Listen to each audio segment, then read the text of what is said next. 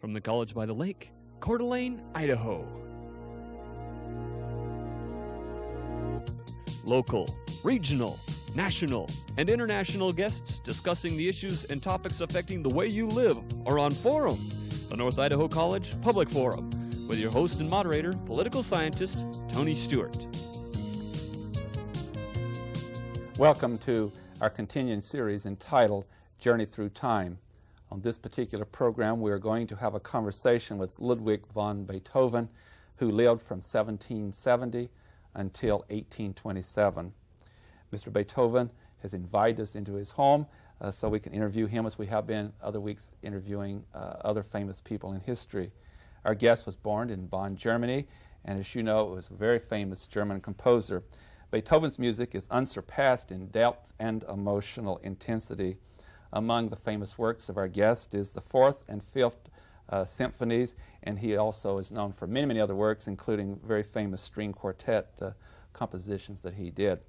Later in the program, we have asked Mr. Beethoven if he'll also talk to us a little bit about Wolfgang Mozart, who lived from 1756 to 1791, and give us his opinion on the works of that young genius in the field of music.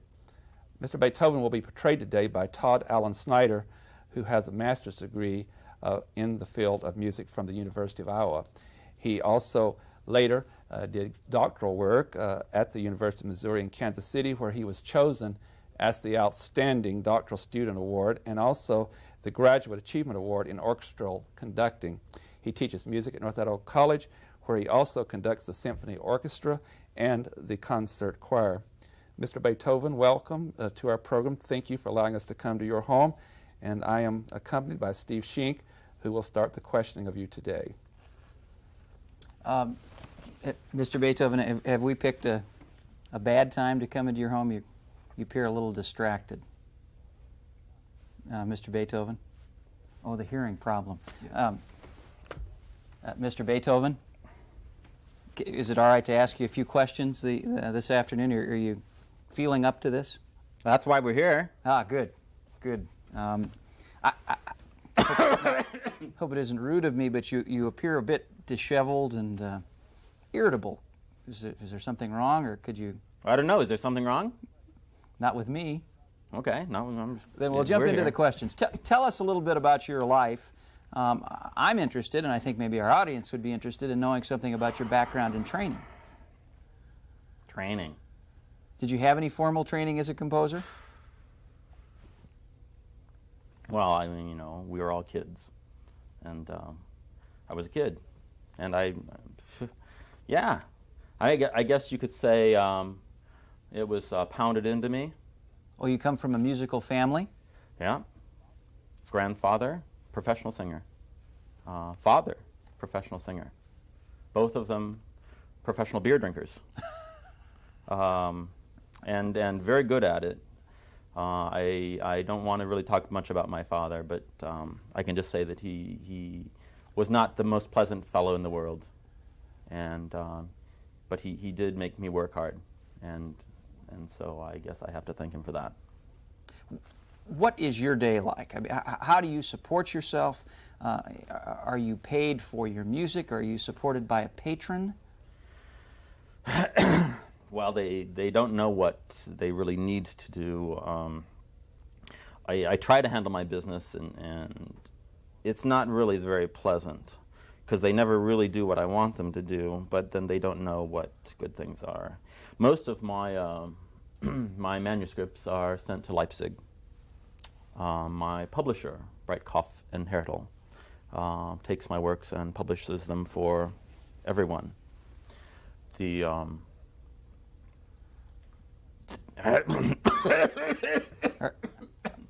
all right? Yeah. Do you have any beer? No. No, we're not allowed to serve beer on the show. Again, getting back to what you do, how do you compose at the piano? Do you just sit at a desk and write music? What's the process? I compose all the time. It's your whole life. It's you're always thinking. You're always and I like my peace. I like to go on walks, and I take time to contemplate things. That's the best for me. in my specific compositional work, I must say it's not very polite. I don't take care of the things around me. And I'm not proud of the fact that actually everybody always kicks me out. In the 40 years that I lived in Vienna, I lived in 70 different apartments. And it wasn't my choice, but they kept pushing me out on the street, and my friends would find another place for me. Why do you think they keep throwing you out of your apartments? I don't know. They don't know what they're doing, I guess. You don't think it has anything to do with your personality? Just a guess on my part. Personalities? What are personalities for? It's what I do that's important. I see. Maybe what you do is very noisy. Do you play? I don't know. You ask me if things are noisy. This is not pleasant. I do not sit and have conversations with people. It's not what I do. I can hardly hear you. You're not very distinct. You're not being considerate. Good luck, Tony. Well, thank you. I think this could be a challenge. Mr. Beethoven, yes. You've done so many works, and I just touched on just a very, very I'm few. sorry, you're going to have to speak louder. Yes, I said you have done an awful lot of works in the lifetime that you have lived, and some of those are very, very complicated and in great depth, and others are more brief.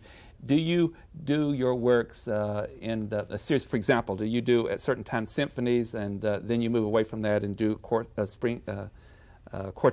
and string quartets, or do you just intermix all of those as you are producing these remarkable works? Good question. I don't know the answer. But I'll try. To tell you the truth, I say I don't know the answer because my mind's always working, and I guess I'm always working on different things. Sure, a piece of music might come into my head for a string quartet, and then I might be working on a piano concerto, and then it might be a symphony, and then it might be a mass, and there are many things that are happening, but it is important to focus and to get the right thing down. And this is the thing that I'm so concerned about is to find exactly the right thing. And be precise.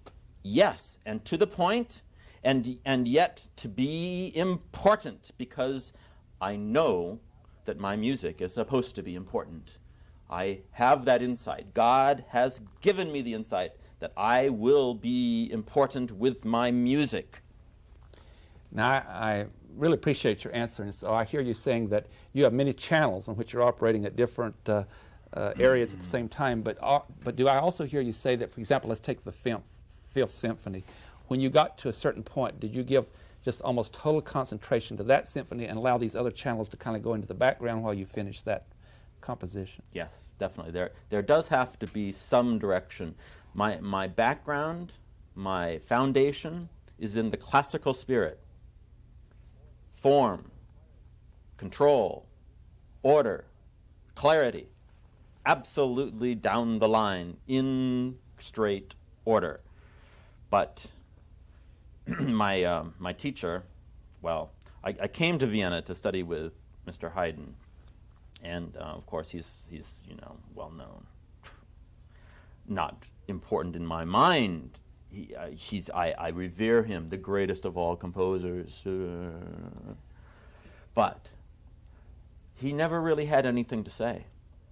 I don't think he had anything to say. So he gave me my foundation. He gave me structure, order, clarity. I understood how to put things together. I understood the nuts and the bolts. But then you can make a Model T, or you can make something more important. And, of course, this is what I struggled with.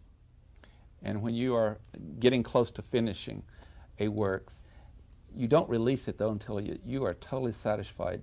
I hear you saying that you work on it and make changes and continue to deal with detail until you are satisfied. Yeah. I think you're probably referring to my wonderful opera, Yeah. Fidelio. Well, it was 10 years I worked on that, and never did get it right.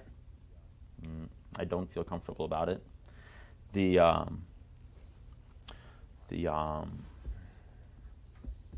What are we talking about? We're talking about the depth of your work and how you have a hard time being satisfied with your final. Yeah. There is certain things that are in order in life, and certain things that are important for breadth of importance of humanity.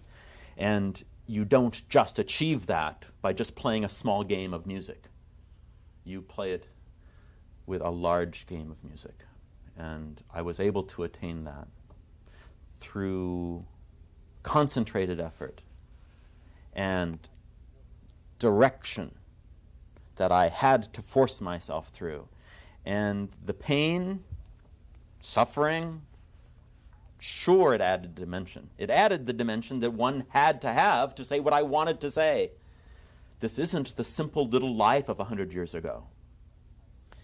And so, even though after some time you consented to this interview, and we're grateful that you have, I hear you also saying that what you really are more comfortable with is communicating through your music rather than discussions and interviews. I didn't agree to this. It was Breitkopf and Herdel. My manager works with them and talks back and forth, and I try to get my music. And there are certain pieces of music that are very close, very dear to my heart. The Mass in C. Not many people know it. 1807. Go to it. It's wonderful. It's very close to my heart. And I want them to publish it. They won't publish it. So they say, do this TV show with Tony, and they'll publish my work. Okay, I'll make a deal. Well, that's why I'm here. I'm sure Steve is delighted to know that we've contributed to history in such a significant way. Oh, I am, Tony, yes. Is Steve, it my turn again? It's your turn. You mentioned the Mass in C, Mr. Beethoven. Is that your favorite piece? It's a very important piece. I composed it for Prince Esterházy, who Mr. Haydn worked with. And Prince Esterházy wanted one of those nice little pieces again.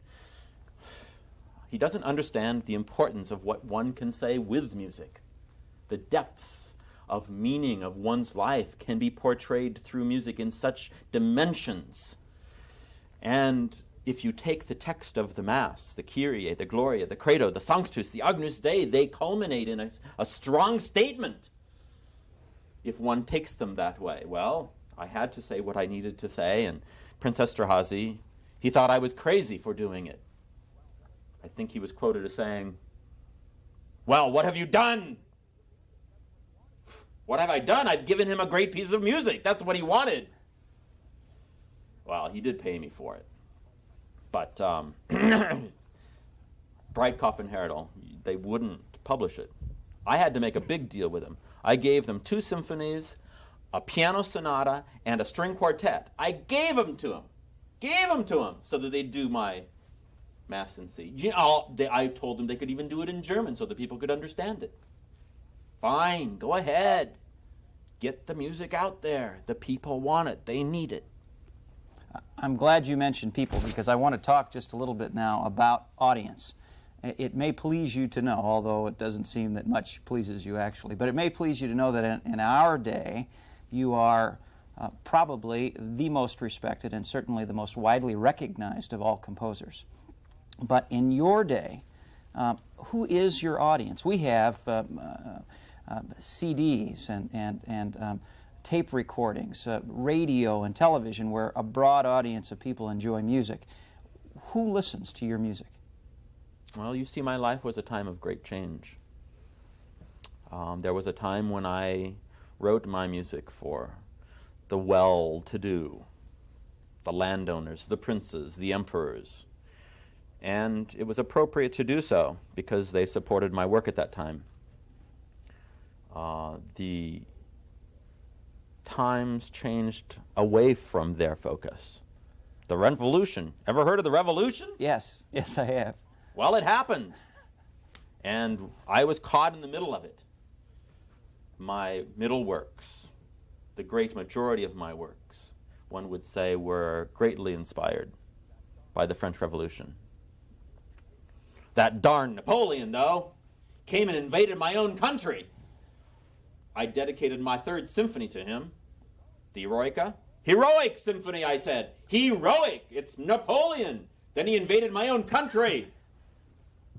I don't think it was very pleasant. I just erased that entire dedication, took it completely away. I guess it matched the rest of the manuscript. Everything was erased, scratched out, changed. But it is important. It's right. I got it right. I think I got it right.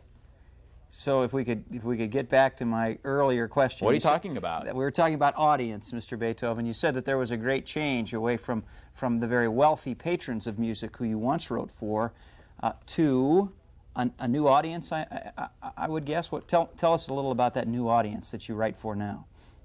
Public concert halls. Never before. The public will listen to my music. Before, it was in churches or in the court. Public concert halls. Don't you know they're around now?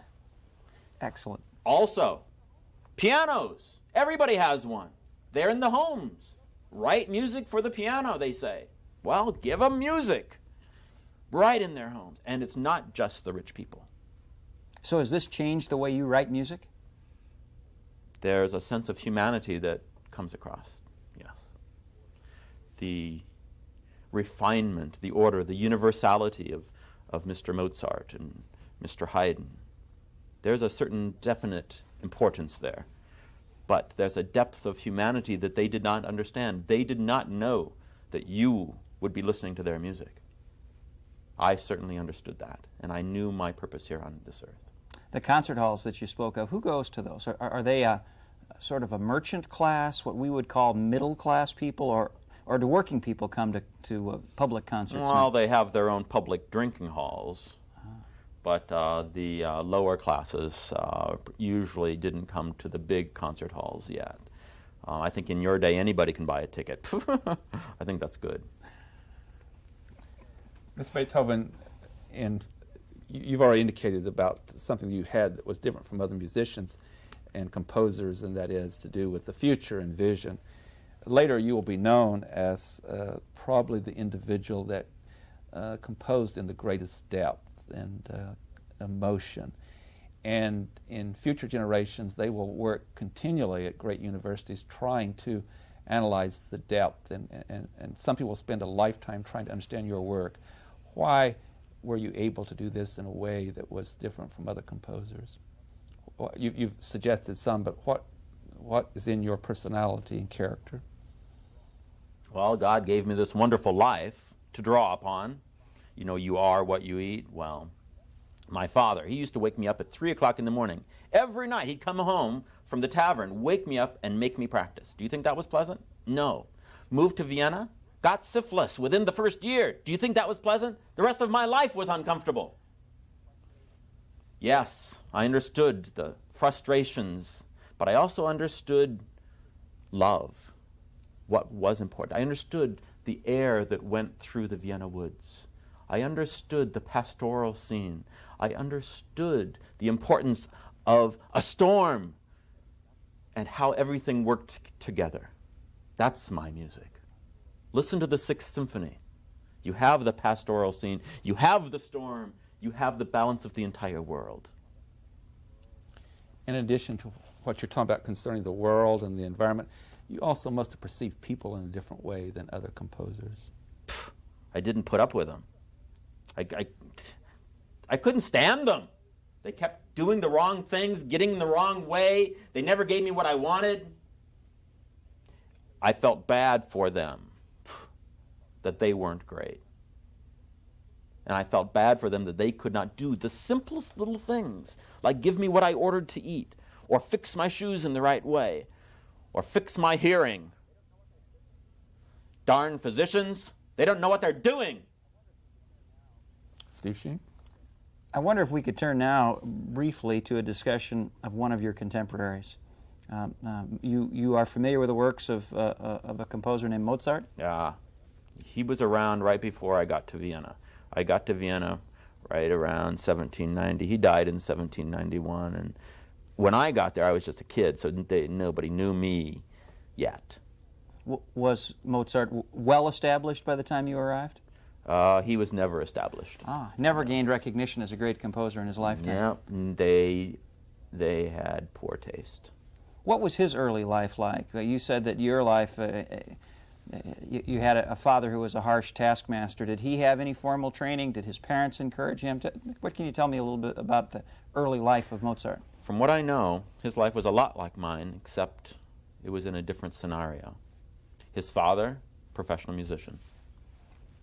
He had the wonderful opportunity to study violin, keyboard, composition, right there in-house with his father. His father taught him all of those things. And his father also was a very strong individual and gave him direction in his life. So in those ways we are similar, yes. Was Mozart an accomplished musician as well as an accomplished composer? Age 3. 3. He was going off and off and off and off and off. Everybody loved what little Mozart was doing. Little Wolfie, do this, do that, do this. He toured throughout the entire European community, playing for princes, playing for kings, playing for the Pope. And he was very well received. If you ask me, he was like a little monkey. Yes, think about it. Taking him around from show to show to show to show, putting him up on the little bench, dun, dun, dun, dun, dun, played his little music. It was fine, it worked for him, but it wasn't very important if you think about it. If there was one thing that I'm jealous about, it was his operas. Never did get that opera thing right. He did. He understood the theater. So you enjoy his music and appreciate his music? It has a certain definitiveness to it. It has a clarity and a strongness. And I must admit, he led the way. He opened the door for me to do several things, yes. To ask a question in a word that you have used frequently in our visit, was his music important? As important as mine? No. No, no, just important. Yes. I think he was a very talented young man, and it's too bad that he had to die so young. Although you said there were a lot of parallels between your life and Mozart's, he was composing at an awful young age. You indicate he also performed at a young age. He was composing symphonies at age 9. In future times, as we said, your works would be recognized as remarkable and so complex and hard to understand. But some people in the future will call Mozart the greatest musical genius that ever lived. How would you respond to that after the comments you've made about Mr. Mozart? Well, yeah, he was a wonder child, but he didn't have the opportunity to mature, to develop. At age 35, his life was cut off, and he was developing ideas. If you look at my works, look at all of my works up to 18, 16, 17, 18, they're all one step after another step after another step. But why I am most important is for the works that I composed in the last 10 years of my life. The Missa Solemnis, the Ninth Symphony, the last string quartets, the great Diabelli variations for piano. These are the hallmarks, the cornerstone of your culture. And if I had not done those previous works that led up to those, then I would not have maintained that greatness. Mozart, he could have achieved a greatness even farther than where he went. But it takes that kind of experience and experimentation and living long enough to reach a level that you reach. Would you say that that's true not only in music but in other fields, that one needs a certain amount of time to reach maturity? It's like a good wine, you mean? Yes. I feel sorry for Mozart not being able to get to that point, to let it mature in a way. I hesitate to say that his works are not great. They are wonderful, but they don't have the maturity, they don't have the depth, the meaningfulness. He did not have the strife. He did not have the range of expression that was available to me in my suffering and in my joy. Would you criticize him for or could you criticize him for the fast life that he lived? He often has been described that died because of he burned the candle at both ends. And could he have contributed more if he would have been more careful with his life? So you've heard those rumors also? Yes, I have. Uh-huh. Yeah. All of Vienna knows the story. Everyone knows this little Wolfgang. I think he was probably playing more than he was composing. He was a womanizer. He had his parties, and I think that was his major downfall. He twice tried to get to the society. There's a society of composers in Vienna, you know. He tried to get into this society twice. Gave his compositions. He said, "Let me into your group." Huh. They dismissed him 2 times. Said he was not good enough. Do you think it was his compositions that were not good enough? His compositions were first rate. They did not want such a degenerate in their fold. They could not put up with someone who partied all the time. They were more serious about their musical compositions. So I feel sorry that Mr. Mozart did not have that kind of support from his colleagues.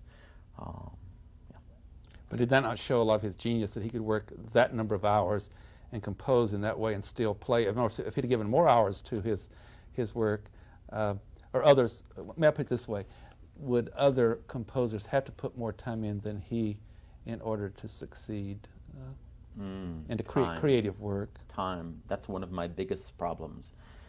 He composed 41 symphonies. I only composed 9. Does that mean I composed less? I probably composed more. It took time, though, for me to compose my 9. Mr. Haydn, 104. Name me one of his tunes. Huh? You don't know many, do you? Da da da da! You know that one, don't you? Yeah. So it's the amount of time you put in, the depth you put in, that created what we've described already on the program as great depth and emotion to your intensity. And I think that's why we could say that you have been recognized in future generations from what you did. Mr. Beethoven, I have the word that we are out of time, and the amount of time that was allotted for us to be with you today. Good. And we are very appreciative. We know that you hesitate to do this, and Steve, I know you join me in saying that you have found this most challenging but rewarding interview. Yes, indeed, Tony. Ladies and gentlemen, we have been interviewing Ludwig van Beethoven in our series called Journey Through Time. I would like to invite you to be with us again next week as we continue this series, and we'll be interviewing another famous person in history, and I hope you will join us at that time as we do that. Until then, please have a good week. I am Tony Stewart.